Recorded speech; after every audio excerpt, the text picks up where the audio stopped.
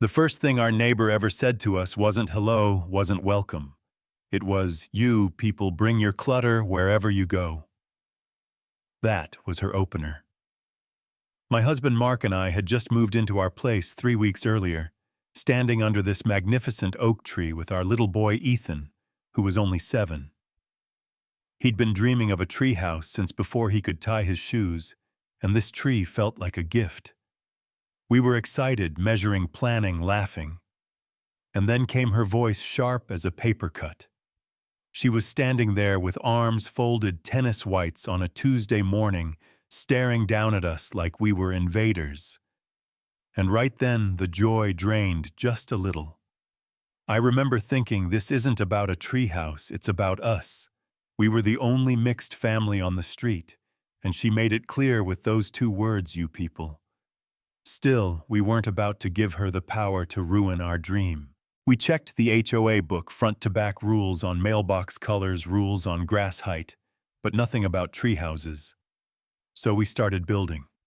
Every weekend was a family project, Mark with his tools, Ethan handing him screws like they were golden treasures, me taking pictures of it all. He even appointed himself wood inspector, squinting seriously at every plank. It was sweet, it was ours, and we thought we were in the clear. But she watched us. Not just casual glances, full-on binocular surveillance from her patio. It was creepy, but we kept going. By the 3rd weekend, neighbors walking by were complimenting the project, asking about plans, saying it reminded them of their own childhoods. It felt like community, until the letter arrived. White envelope, no stamp. Inside, HOA jargon written by her and her friend from down the street. They demanded we stop, immediately called it an unapproved structure, warned of liability. Mark just sighed, I'll handle it. He drafted the most polite response you could imagine, pointing out the rules didn't forbid treehouses even citing property values. He was logical. He thought reason would work. We were so naive. She escalated instead, recording us every time we stepped outside, filing complaints for nonsense, grass too long, trash bin left out for an hour, even accusing us of commercial activity because Mark helped a neighbor fix a mower.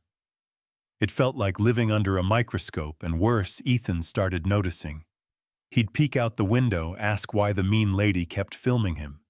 He stopped inviting friends over. Our dream home was turning into a cage. Then suddenly, silence. No camera, no complaints. A week of eerie peace. And one afternoon, she showed up at our door with a Pyrex dish, smiling stiffly. We got off on the wrong foot, she said. This is my 7-layer dip. Thought your boy and his friends might enjoy. My husband, ever the optimist, accepted. I wanted to throw it straight in the trash. We didn't eat it, of course. But the gesture worked, lulled us into thinking maybe the storm had passed. It hadn't. She was just waiting. A few days later, I heard it. At first, I thought it was a lawnmower, but the growl got louder, angrier. I looked out the kitchen window, and my heart dropped. She was in our yard in a hot pink tracksuit, revving a brand new chainsaw.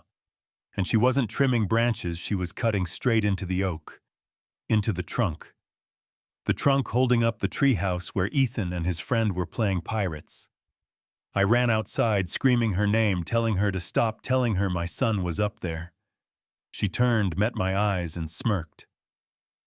That image is burned into me, and her pale eyes, the pink suit, the roar of the saw. She turned back and pushed deeper into the wood. I was halfway across the yard when I heard it, the crack of a living thing giving way. The oak started to fall. Ethan and his friend screamed. The crash was deafening, a thunderclap of splintering wood and snapping branches. And then silence. I clawed through wreckage until I found him. His friend crawled out, shaken, but okay. But Ethan, he was pinned under a beam arm, twisted in a way no arm should bend. "It hurts, Mommy," he whispered. My hands shook, dialing 911. When the paramedics arrived, they had to pry the beam off him, while I held his other hand, whispering, He was brave, help was coming. And all the while she stood there, chainsaw idle by her side, muttering, "It was unstable, I was preventing an accident." The audacity made me want to scream. Police cuffed her right there, neighbors shouting about her weeks of harassment, witnesses stepping forward. At the hospital, doctors confirmed what I already feared: compound fracture concussion. He needed surgery. I sat in that fluorescent ER, my heart breaking, as he went into the operating room, knowing our lives had just split into before and after. The days that followed were chaos. Support poured in from some neighbors, but others whispered that we'd provoked her by building without permission.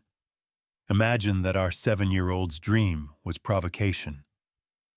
But then a quiet man from down the block came forward. He had security cameras pointed at his driveway.